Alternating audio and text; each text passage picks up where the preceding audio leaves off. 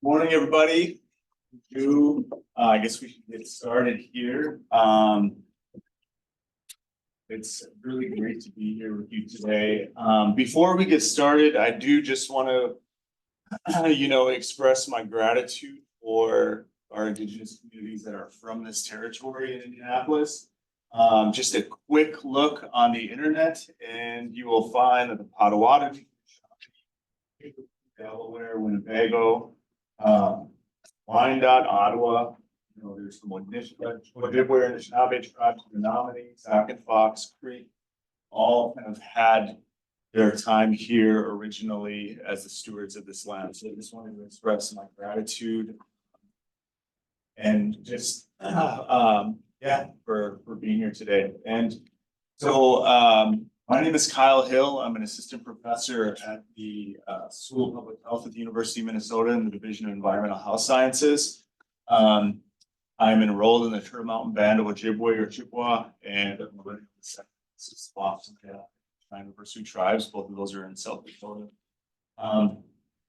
And the talk that I'm going to do today is climate change, health, and Indigenous knowledges. So looking at ethical frameworks, considerations for climate adaptation, mitigation projects with Indigenous communities. And so with that, we'll just get started. Just an overview here. So we'll be talking about climate change impacts, threats to American Indian, Alaska Native communities, those that reside in the Great Lakes region. I say Alaska Native because if I live in St. Paul, Minnesota, so if you live in an urban area, you know that any of those that reside there are from different tribes across the Island or North American territories. Visit kind of some tenets of climate justice, just as we kind of make way for talking about climate adaptation, mitigation, and the ethics of land in place. And so these ethics are kind of a work in progress. So I've looked at some literature, more so from Indigenous colleagues, and in trying to piece together what are the ethics that we observe or recognize when we're working on the land, which is especially important for our climate adaptation projects, especially as we consider allyship and what that means, right? Because when we take two-eyed seeing approaches, we're asking ourselves, how can we use the best available scientific advances in collaboration or alongside Indigenous knowledges? And so with that, we have to consider what that means for allies that come into Indigenous territories or spaces, in addition to our own ethics and values for caretaking, protecting the land. So that was the premise. When I applied for this talk or sent in my proposal. And so here are my own traditional homelands. As a Dakota person, I live in Amnesia-Skowatuwe, which is St. Paul, Minnesota. This is a artistic depiction of our original sites, sacred sites, and place names by Marlena Miles, another Dakota sister relative of mine. And so what I do want to point to is, first, just take note that all of these are Dakota names for the original stewards of St. Paul and Minneapolis. Many of us have probably been to the cities, visited at least once, gone to school there, maybe worked from. And so you'll notice that the Wakpatumka there, that's the Mississippi River. And if you look in the middle of this map, you'll see a place called Bedote right here. So this is understood and recognized as the origin of Dakota. And so I'll talk a little bit about that later.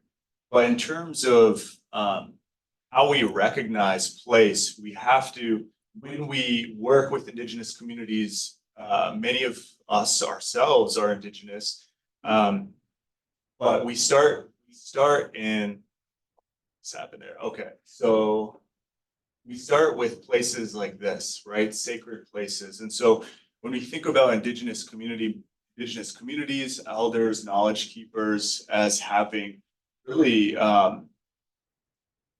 being that place in land stewards, land defenders, and water protectors, we have to go back to these types of places and ask ourselves, like, we care about the, right? We all care about the land. We're all acknowledging that climate change is impacting our livelihoods and the life of our relatives or our communities.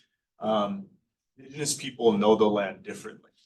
And it's because of places like this, right? And so when we take ecosystem by ecosystem, local and specific knowledges, we have to recognize the people are original stewards of these lands so that they can help us to build the most impactful, most efficient climate adaptation programs possible. And so here's some climate impacts and threats to the Midwest and many Indigenous communities that I've noted throughout the literature. Melting sea ice, of course, in the Arctic, rising air temperatures, surface water temperatures, extreme precipitation events, or maybe if you were there during the winter this year, there was a tremendous lack of precipitation. Snowfall was, I think, broke records. The least snowfall we've had in a winter. And I didn't check that after this past week's snowstorm in Minnesota. So, I can't speak to that, but I think it was alarming to me, mostly because a lot of our traditional storytelling and a lot of our harvesting during the winter happens. And traditionally, they'll say when there's a blanket of snow on the ground, that's when so what impact does a lack of winter, lack of snowfall, have on those types of transmission or pedagogies? I think you worry, right? You worry, you might feel guilty for going out and harvesting something when, it's been on principle and value and ethics that you only do this when the land is experiencing this event, snowfall, in this case, winter. If you do it outside of that, then what do you do? Who are you? What are you doing? And why are you doing that? So all those questions come to mind, but you also recognize, I think, over time, climate shifted, but obviously our teaching shift too with the change in time. And I think the idea here is that on principle, our teachings are so consistent with our knowledge of the land that a lot of elders will recognize this, but they also see this as there's I guess it's dynamic, I would say. If you I harvested red willow for some offering or for traditional and spiritual purposes, and if you just think about that, you pray about it, and it's okay. I think most of our elders really reconcile this. Of course, smaller than average winter ice extents are problematic in Minnesota. And I look at this as this has, again, impacts or risks for some of our harvesting of traditional medicines and foods in spring and fall time as well. And I say, namely, I think what comes to mind is manobin or wild rice. Endemic species declines, invasive species proliferation, and there's been conferences and just heard anecdotally folks doing restoration work where lakes have seen huge amounts of carp, for example. And so that's taken out the ability for other fish or aquatic species in the ecosystem, which makes it impossible for wild rice to grow in that lake. Change in harvesting events, as I just mentioned, they'll say, well, berries are, they're coming, they're fruiting, they're becoming ripe earlier in the season. What does that mean? What does that mean? And of course, migration changes for salmon. And so this is a map of the Great Migration of the Anishinaabe. So this was in fact a vision. So we moved from the East Coast to where food grew on water. And as you can see, the stopping places along the way. And finally, we stopped at Madeline Island, right on what we know as the largest fresh body of water in the world, Lake Superior or Gichigami. And so when you look at climate change on the Great Lakes, we know that surface water temperature has increased year over year, and this is a bit dated, but from 94 to 2013, this shows the change in temperature, surface water temperature, and then here the ice cover duration is increasing year over year during these times as well. And so I like to do that because it shows you just the change relative to some of these major events for some of our tribal communities in the West, how these ecosystems are changing, and how that impacts our harvesting, how that impacts our observation of traditional knowledges and deployment of those knowledges as, land-based epistemologies. And so this was a winter count from my great grandparents, Chief Whitehorse in the Cheyenne River Sioux tribe, and this is from 1868. And so as we start here, this is pretty much the earliest recounting from my paternal side that I have. But it's fascinating to me. This is actually in this is at the Denver Museum of Science and something. And so we're actively trying to repatriate this for our family and for our community, I should say, because that's where it's going to go. But what you'll take note of here is that there's people on here walking with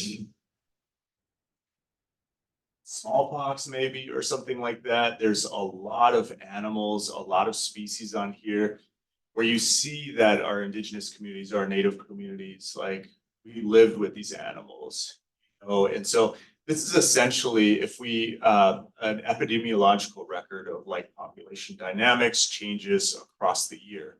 And so a lot of communities would do these winter counts, but essentially this is what it would look like. So you see buffalo depicted in there. You see Halley's Comet, I believe that is in there. So just a lot of cool stuff. But I think when you take objective view, you see that like cosmocentric, centric qualities to the way that we've lived for such a long time. And so fast forward, think about our close relationship, our territorial homelands. I think my introduction to really just acknowledging like myself as like a water protector, a land defender, as an indigenous person. And I was in the military before. And when I joined the military, I was going to say like I want to protect our home. That was my reason.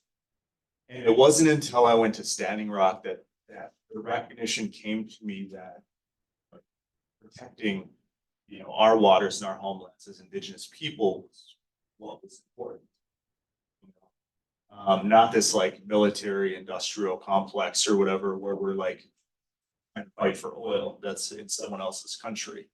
But it was like our lands and our territories that we've experienced genocide on. And so at Standing Rock, what you'll see here, these are another expression of just the care and love for the land as a relative, and really an exhibition of kinship.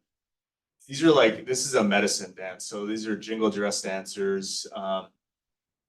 And this is when, of course, the Dakota Access Pipeline was going through, and it was being constructed. And over here, you see like of our spiritual leaders, Orville looking for us. He's going to the county police. I forget the county's name, Morton County Police. And they're talking about what's going on here. It's a burned down truck on the bridge that made it impossible for them to cross right here, which is a major byway for the police. And so the idea here is like, what are the ethics? What are the principles and values that govern our, not only our as water protectors, as citizens just concerned about the land. Also, when we walk in and when we perform kind of adaptation projects, mitigation projects, like how do we reconcile those differences, whether we're an ally, an Indigenous community member, someone who works at the university. I myself work at the university, and sometimes it's a conundrum. Like there's hard lines that you have to just kind of grapple with, because our university was steeped in mistrust as a land grant. In fact, like University of Minnesota was the land was stolen from my own people and granted to the University of Minnesota through the Morrill Act, like many other universities, and I now work there, right? And so it's a really strange situation. But I think this was another impetus for this work. And so moving forward, when I think about like tenets of climate justice, or one of them is, of course, what we all should recognize is climate change is human induced, and this is rooted in colonialism. Whether or not we want to call it neo-colonialism, post-colonialism, colonialism, all the same, right? Industrialization, capitalism, and this has led to, of course, rising emissions as a industrialized nation, way above our fair share of emissions, as we'll see later. The second is investing, appropriately resourcing Indigenous communities and deploying Indigenous knowledges to be able to work alongside Western knowledges in like a two-edged approach for adaptation and mitigation projects. And then the third is, of course, I think ultimately we want to look towards the values and principles in land back movement to be able to encapsulate what this all means.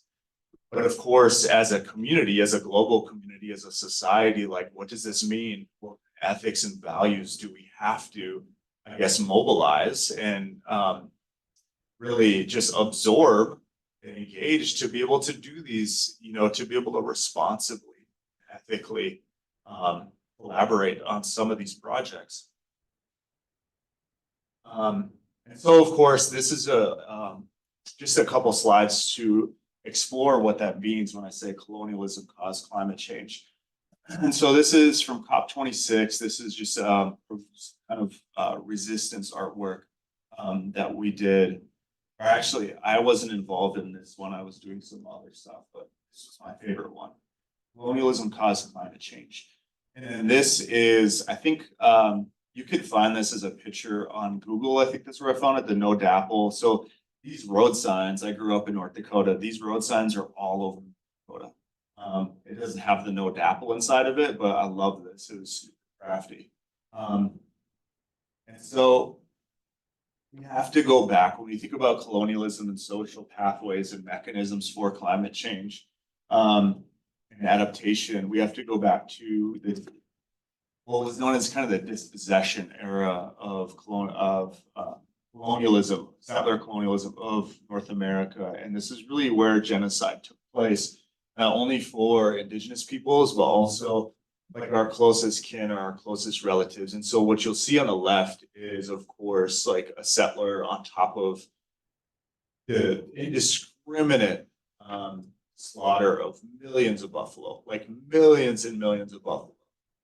They were subsidized, as far as I know, they were subsidized during the period where the railroads were being put down to slaughter buffalo.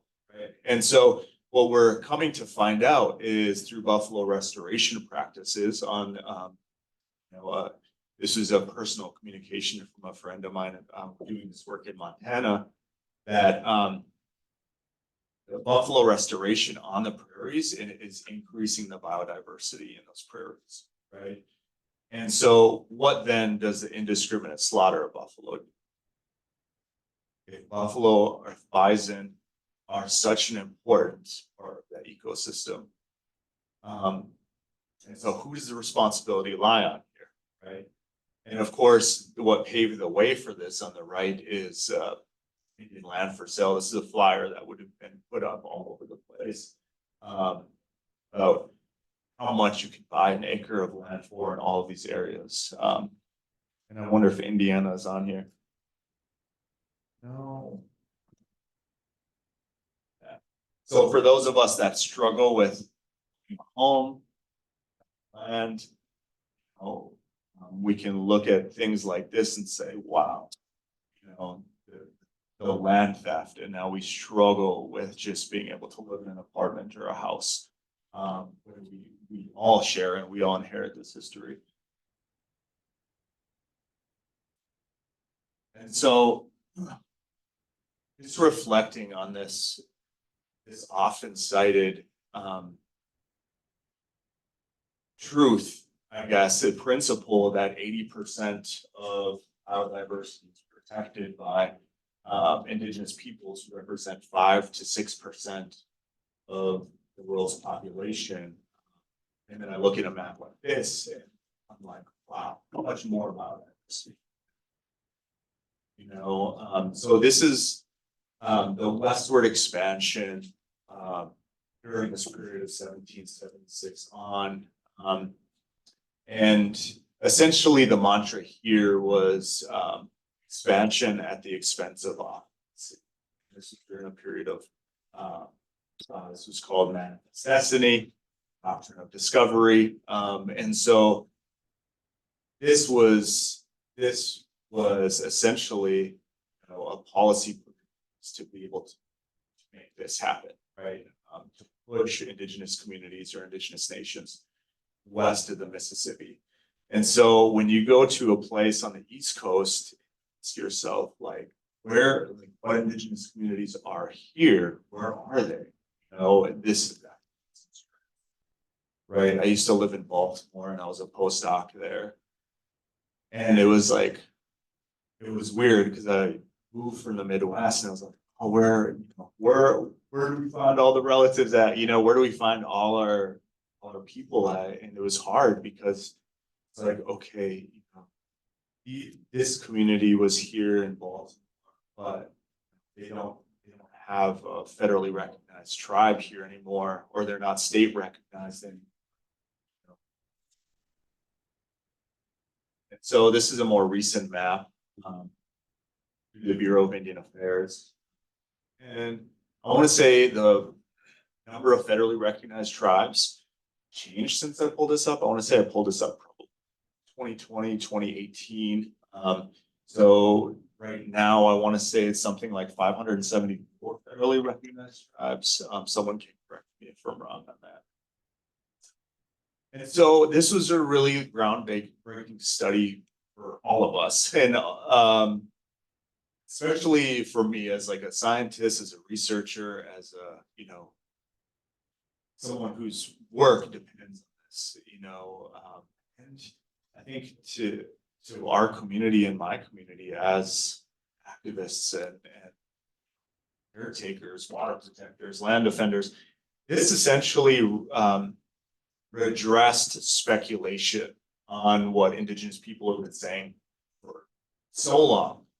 I remember I heard an NPR, and it had if anyone's familiar with the American Indian movement in Minneapolis, so they were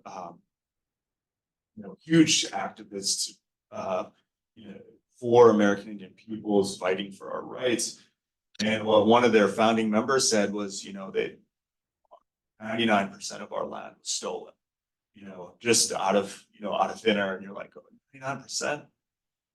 Well, that's almost 100%, and truth be told, these authors and through all kinds of like very intensive mapping, looking at collections and archives, they found that 98.9% of aggregate reduction in total sense of American lands Alaska Native lands in the US. And of course, when I think about the observation or engagement of our traditional knowledge about how we know, how we caretake, and how we interface with the land. I will often wonder about how that was disrupted by the average forced migration distance, like 239 kilometers from the traditional homelands.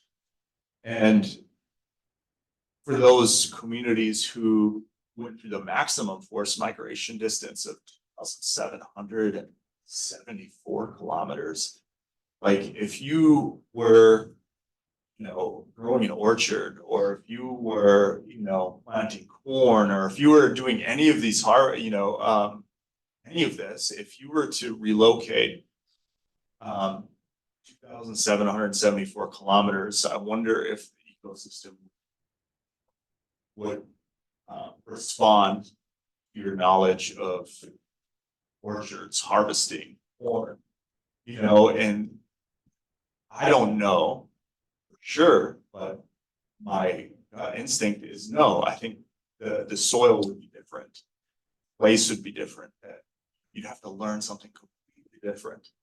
So I think as I've contemplated this, I think it's just a testimony to the resilience, to the ability for our Indigenous communities to be reflexive, change, to transition.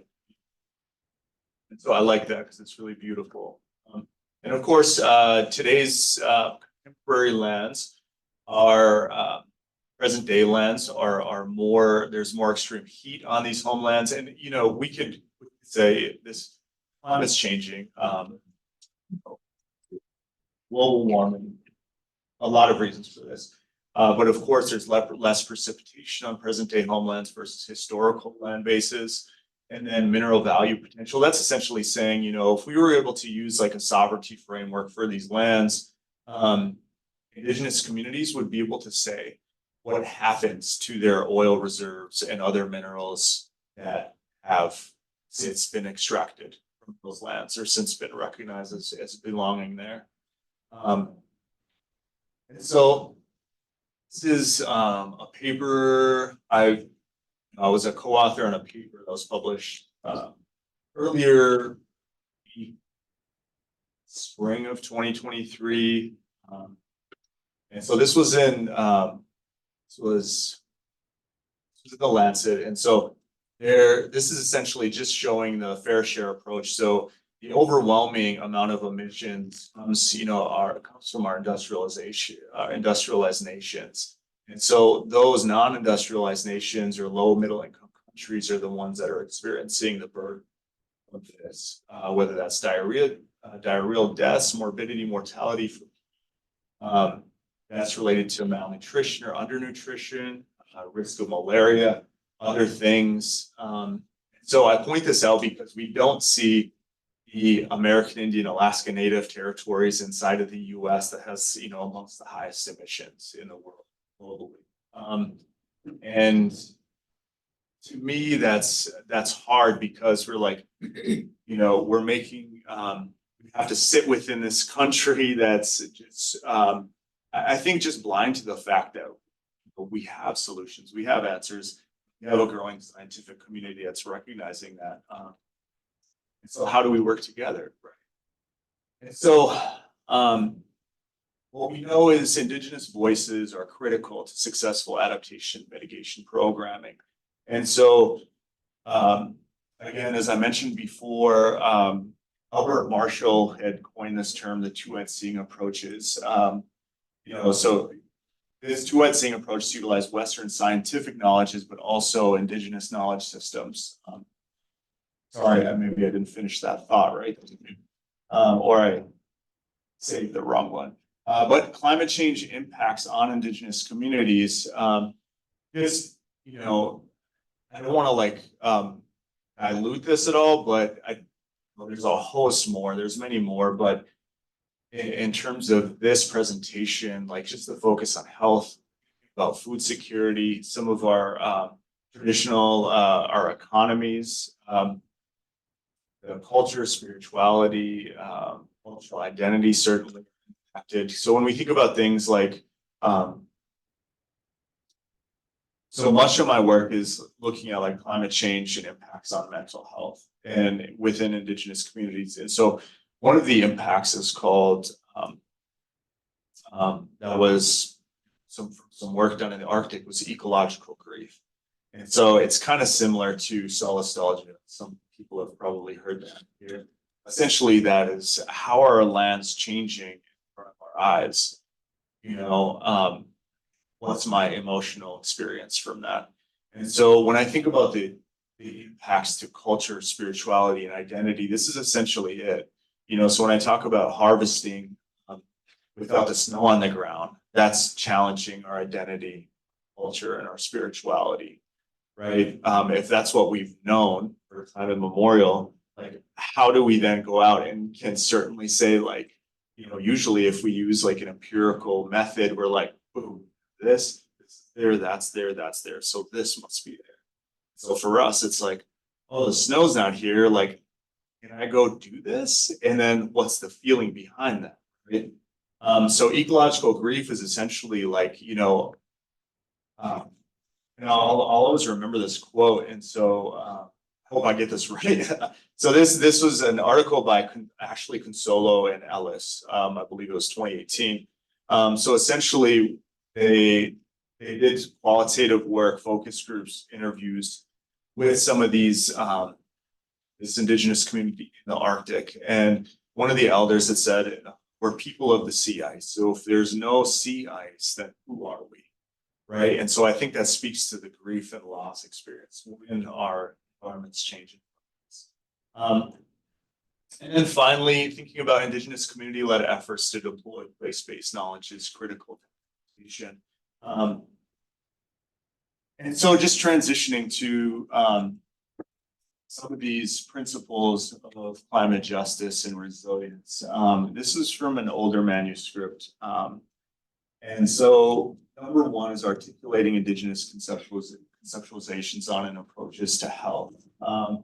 And the reason for that is because there's, when we think about climate justice, it's not only what's anxiety about or worry about what's going to happen in the future, anticipated events. It's also recognition of what's already been taken or what's already happened as a result of colonialism, right? And so I think Indigenous communities, we have this memory, right? It's almost like a receipt. It's like, boom, boom, this has happened, this has happened. So this is changing. But also, when you've had your languages disrupted, had your life ways and belief systems disrupted, and you have memory of that, you also recognize how important it is to health. Because what we're noting now is that a lot of health disparities and health inequities are rooted in the loss of a lot of these culture, language. In a lot of our tribal communities, our languages are connected to the land. Like there's tribes that have their languages, say foot, for example. Foot is not a part of our body. A foot is the connection to the earth. That's what that means. So when you take like a linguistic approach, you see that the languages actually have within them like, these knowledge systems, right? And then an interdisciplinary approach and active engagement with tribal communities. Again, this is the collaboration. Seeing approaches, leveraging and building on sociocultural strengths, developing strategies to affect change on root causes of vulnerability, and seeing climate-related health risk management, and strategies, policies, and programs that return land to Indigenous communities. That's the land back approach that we're talking about. And so something, if we're thinking about number 5, number 2, for any of us who are engaged in work on like early warning systems, for climate change, whether it's heat, extreme precipitation events, or Indigenous communities, like these are opportunities to be able to collaborate with tribal communities. And this is what I do. I don't know, I use LiDAR, radar, whatever, to to get a visual on, you know, what's the change in temperature for water surface temperature this year. It's, you know, higher than last year. If you do that type of work, which is extremely fun to like awesome, and many of us don't have that expertise, like that gives you an opportunity to say like, this is what I can provide, you know, and just practice like that partnership to be able to create a good collaborative relationship. I have about left or 8:15. So blueberries and birch bark. So when I was younger, I should say, someone told me that, you know, as an Anishinaabe person, you know your home when there's blueberries, when you have birch trees, and when there's food on the water. So that means it's Monoman. And so when I think about Indigenous traditional ecological knowledges, it's that deeply embedded, interconnected with ecosystems and ways of knowing. So that place-based knowledges.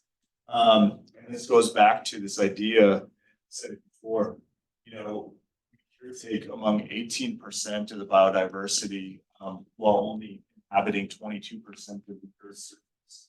And so I think right now what's promising for me is looking at the rights of nature and thinking about how that can help us recognize the self-personhood designation for our ecosystems, especially for our traditional places, like sacred places like Bedote, you know, that which is on the Mississippi. So if we designated that as like having its own rights of personhood, and this is happening, right? There's legislation or legal, there's legislation being passed on behalf of wild rights or Monoman. You know, so Monoman is the plaintiff or whatever. I don't want to get it legal jargon like I don't know very well, but you know, so stuff like that is happening. There's other countries like Bolivia that have recognized like rights of nature. You know, so if we were to look at Bedote specifically, and even the headwaters of the Mississippi that are sacred for like an Anishinaabe up there, then that would protect the entire Mississippi River. So how many communities would that benefit if the Mississippi River had that rights of nature designation protection? So, and at Bedote in Minneapolis, Minnesota, and Minneapolis, St. Paul, it's actually like one of the most polluted areas of Mississippi. So it's really, I think, a big issue. And so this is my daughter. I usually have like a whole bunch of pictures at the beginning. She's now 18 months, but this was a really cool practice. And so this is when I conceptualize this, what this meant for our family, I think about rematriation.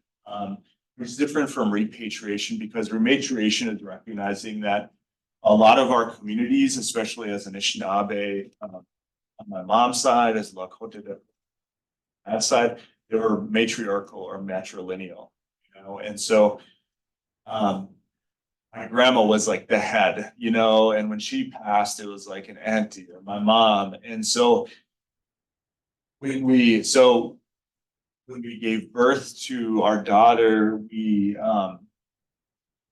partner and I, we were like, okay, what are we gonna do? Like, we wanted to bury this. We're like, how do we do this? Where do we do this? We do it at house.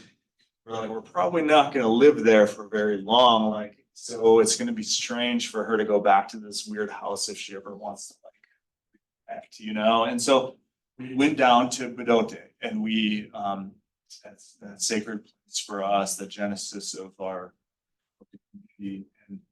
And we buried it down there. Little did we know, I said before, the University of Minnesota is a land grant university. So one of our friends had been on a commissioned research team to look at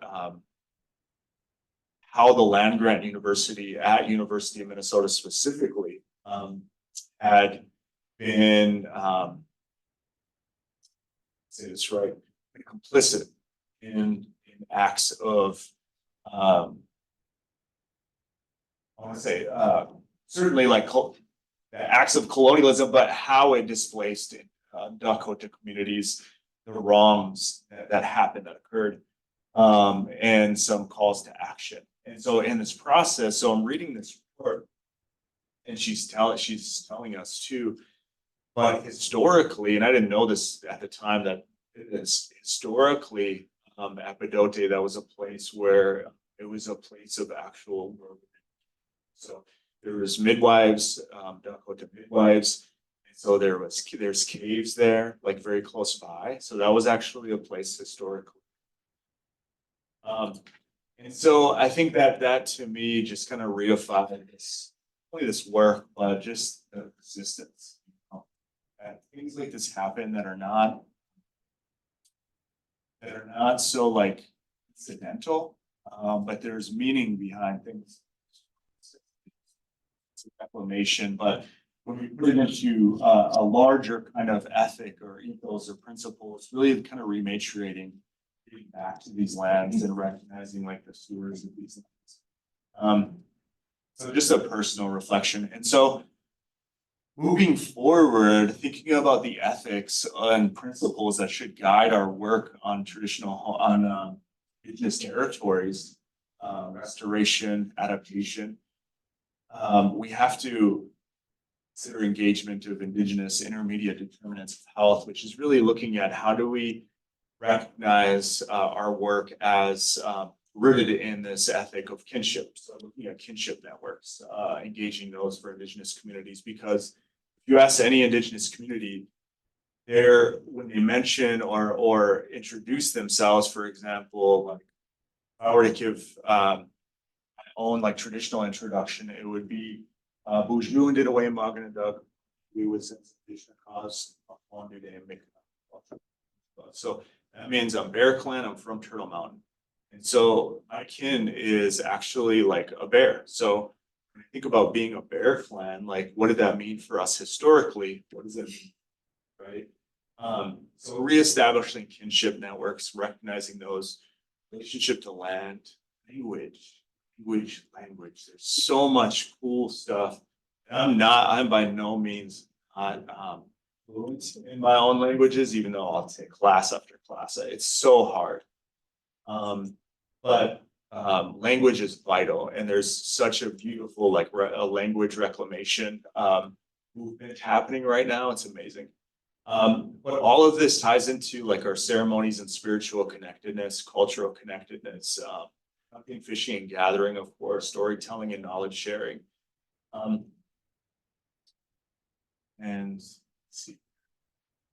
And so what comes up and what I often reference in these talks is really, being accountable to this work is recognizing that all of us, the land is us and we're the land. But for Indigenous people, like this is literally, like I've seen, read, heard people say, like if the salmon are gone or if they're being impacted, if they're no longer good anymore, then I'm no longer. And so the same can be said, like, if we don't have food on the water, I guarantee you there's Anishinaabe people that would be like, well, what does that mean for us? I think that means that we're ceased to exist, and so I think we have to take a step back as a global community or as allies and say, like, is there any place that feel like that? And why not? And if there isn't, then I would hope that we can find something. Because I think that's what it takes, is losing a family. What is that going to mean to you? How does that impact us? So there's this interconnectedness with land that we have to appreciate. And of course, that kind of corresponds with one of my colleagues, and proud to call her a mentor, and Nicole Redberg. So she does a lot of work for health. And she's from a Dene community in Canada. And so her and a lot of other Indigenous land defenders, water protectors, grandmothers, they came together and they said, what are the determinants of planetary health? Like, how can we look at within the bounds of like, what are the planetary boundaries and what are the determinants of bring us back, our planet back to health? And so what they came out with was that there's three levels that intersect. And so there's this Indigenous Peoples level, that's our health, the interconnecting level, and then the Mother Earth level. So when I think about that, like rematriation is kind of in that Indigenous people and interconnecting level. And of course, the land is healthy when Indigenous peoples are healthy. So that really just brings everything together. So I'd recommend for anyone that hasn't read that manuscript, oh, it's so amazing. It's called The Determinants of Planetary Health. But when you think about all day, like the gloom and doom of climate change, you know, it doesn't have to be gloom and doom. It often is. When I scroll Apple News, it's just, well, planetary health kind of gave me this feeling like, okay, there's promise. If we work towards planetary health, it's like seeing like, what's the strengths-based side of this, you know, and that's what that helped me to kind of provide. And of course, our frontline communities are Indigenous communities, the most impacted, the closest to the lands, whether that's coastal communities or inland, you know, doing the agricultural work, stuff like that. Farmers, got to give it up to them too.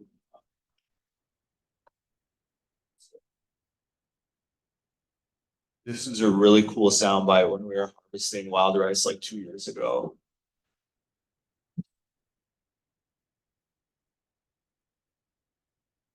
She was loud. But anyway, these, so we're out, you know, I'm trying to create, like, trying to make it like a tradition for us, but it's really hard if anyone's harvested wild rice. And so we're in the canoe and, you know, I think we're just having a snack and taking a break. And there's like two young boys that are about 15 yards away from us in a canoe. And they're like, they're singing this beautiful like hand drum song. And their uncle was in like, or one of their family members was in a canoe further away. And they were singing a song. And when they got done, the uncle was just like, you guys knock it off, get back to racing and keep going. And, you know, they were just, you know, they're just being kids, but it was just beautiful. It was a beautiful moment. It was cool to hear the uncle too, like, hey, we need this rice, like, you know, keep filling up your boat. And let's see, so I'm closing here. I've got one more slide after this, maybe two. But this is the Indigenous Holistic Wellness framework from the first report from it's called the Status of Tribes and Climate Change Work. So I have it at the bottom there. Cool. But I love this because I think this is really helpful in helping to demonstrate like Indigenous worldview that's consistent with everything, that puts together everything that I basically said today. Thinking about how do we do this work considering, you know, the historical impacts, and looking at strengths-based opportunities like up there, it's hope for future generations. They've got things from our ancestors, and also love that it looks like a turtle.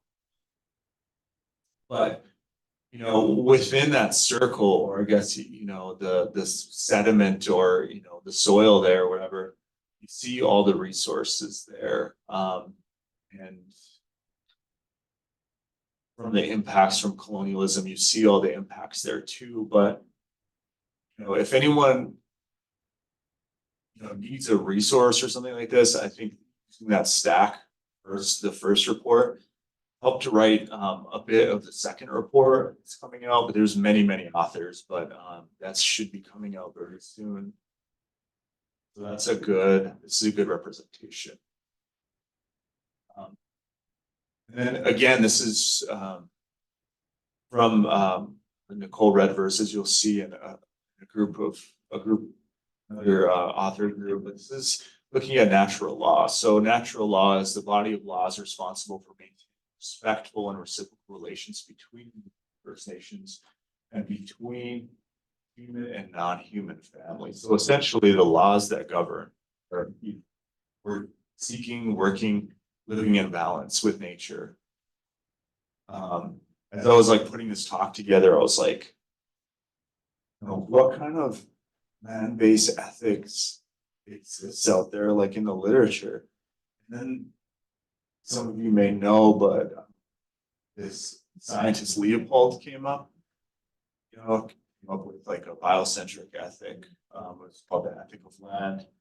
And I was kind of struck because this person grew up in Wisconsin, Baraboo, Wisconsin, which is right outside, I believe, Menominee Nation. And he essentially got credit for talking about an ethical approach that was inherently like indigenous. And I'm like, where in your Wikipedia, nothing is said about indigenous communities whose land you are on. And I was just like, it kind of pained me. I'm like, why is this happening? Why is this happening, right? And so essentially, but it all resonates. So if you look at the ethic of land, maybe you'll ask the same questions, but it's important nonetheless. And so, yeah, so on the side here, this is a framework, a conceptual framework that talks about, healthy communities and ecosystems really like within this observation of natural law, and then recognizing indigenous traditional knowledges and indigenous applications for planetary health. And so we can think about adaptation approaches right there. And that's going to lead towards healthy communities and ecosystems, but there's definitely a transaction or biodirectional approach there. Like we can't do this without practicing natural law, right? Or recognizing that living in balance. And so, I think most of us, when we go out to do anything outside, we're like, leave it better than you found it. I think that's like the national park like slogan, but I definitely it runs through my mind. But I think that applies, it's something that very simple, but things like that actually apply. Yeah. So I wanted to create like a super cool graphic. It didn't happen. So all you get is bullets. I'm sorry. Points. So when I think about decolonizing ethics of land and place, I'm going to re-indigenize Leopold's ethic of place. No, I'm just kidding. But I think about like kinship. I think I've hammered home that like kinship with land and territories. It's really it goes beyond like epistemology, knowing it's like embedded in our languages.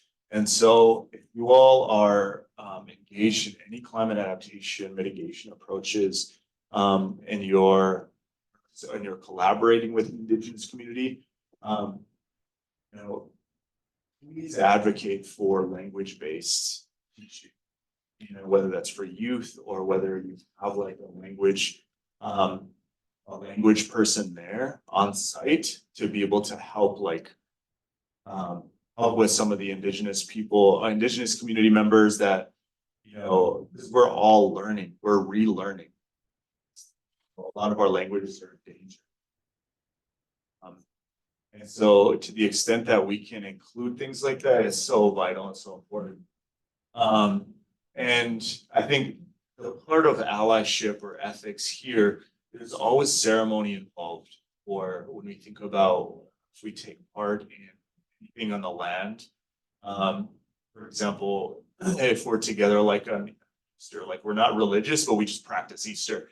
But it's like we enjoy like getting together for a meal. Well, we prayed for that food, right? And we put an offering out for that food. And so when you go and do anything with the land, like we involve ceremony. So typically we don't record, we don't do stuff like that. And then if you're a non-Indigenous person, like an ally, you might not be able to go to that ceremony. It doesn't mean you're not important. It's just that there's certain things that need to be, and there's certain, and so that's a huge part of this work, the ethics and values. And I want to say like this is my conceptualization of ethics. These are the teachings that I've received, from our communities in grandma all the way up. And so I don't want to say this to everybody's reciprocity, certainly. what you give. Don't take more than you need, and give back in ways that you can, that you're able to. We have a responsibility to not only the land, but the communities that call that land home. Of course, you want to use non-free and not free and prior informed consent when you go into Indigenous communities. And I would suggest, like, I mean, it's almost a given. Like, before you get to this place, you're going to want to have a firm, strong, collaborative relationship to begin with. Recognition, whose homelands that is, where you are. Like I said, just as I started this talk, recognizing like these are the homelands of these communities. Make sure the adaptation or programs are relevant to that community. Like if we're just doing, if we're using our own like Western Eurocentric, like scientific, like ecological practices on the traditional homelands of a Indigenous community, like we're not doing it right. We have to engage, we have to do the hard work to make sure that the adaptation, the programming is relevant to that community. And of course, advocate and engage in a way that helps actively repatriate territories, as I said before. And then of course, I think if I were to make a figure, I think like before, it was the natural law around it, but this one is sovereignty. So recognizing that these are sovereign territories and sovereign nations. And I think the ecosystems, because they're so close to the people there, deserve to be treated like that. And so these data specific standards is, I guess immediately what came up for me was the ownership, access, possession, and control of data. That was a big part of, like, we wrote a paper on culturally safe research for Indigenous communities, and that was one of the biggest things that came out in the literature. It was a reading review. But this is, so when I think about all that together, these are the kind of ethics of land and place that if you observe these, and of course, create strong partnerships, I think we'll do good together for climate adaptation mitigation projects. Anyway, that's my daughter on the side that we're revisiting. And I think that is about it. So I think that was the same time we were harvesting when we heard that soundbite. Middle picture here is in Standing Rock. That was a little relative on the treaties. And so for those of you that were at Standing Rock or remember that time, the big issue there was that the 1868 Fort Laramie Treaty, the Dakota Access Pipeline was within that treaty territory. But then since that time, since 1868, the treaties were abrogated, and not by the tribes themselves, but the federal government. So it shrunk and shrunk and shrunk. So that where the Dakota Access Pipeline, where it was put, that camp, that was on treaty territory. And so that was the big, is for, being there on that. It was the Army Corps of Engineer lands.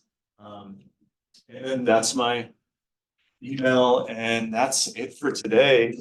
Thanks everybody. Well, question, but I guess we'll take questions. You can also ask questions in the app and respond later too. It's there for 3 months. 3 months. Yeah. And guarantee you I'm gonna go back to the app to ask you questions. I don't want to like promise and then someone's like, Dr. Hill, then get back to me. It's like, it's the time old, like, academics will either get back to you in a day or 2 or 3 months from now. Anyone's ever heard that? Could be. Questions or Or chat at lunch. oh yeah, we have one question. Okay, because of our time, so maybe I want to see. Well, you can ask your question. Go ahead. Okay, so I kind of asked the question on the app. So the question is, what are the process or available resources to help eco-anxiety or eco-grief, especially for individuals who have went through the traumatized and traumatic experience of climate change disasters. So for those low-income community, they have those experiences because of the climate change issues that happens in their neighborhood. For the indigenous community, they also have those kind of issues. So what are those resources available to help them in the healing process?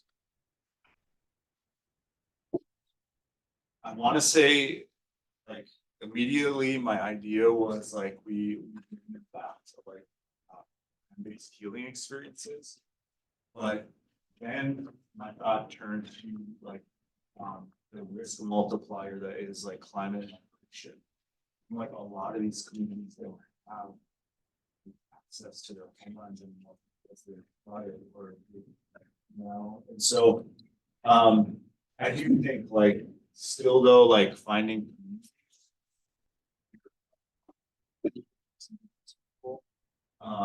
like language, culture, traditions, ceremony, spirituality, and a lot of that is like land-based. So the extent that we can get on the land, I feel like that's the best healer. And I think eco-anxiety is something like because it's anticipatory, and so it's going to be different than grief. But for I think indigenous communities, and I haven't like really seen anything like disentangle this or really kind of like go into it, but you know, what does that look like? Experience such disruption, cultural discontinuity and disruption from this like settler colonialism, languages, you know, these are people, but then have this anticipation of further harm too, like you know, and I think that has yet to be really like studied too. So, well, if that's it, if everyone's going to get to the app, thank you very much, and I really wish to appreciate you and your time.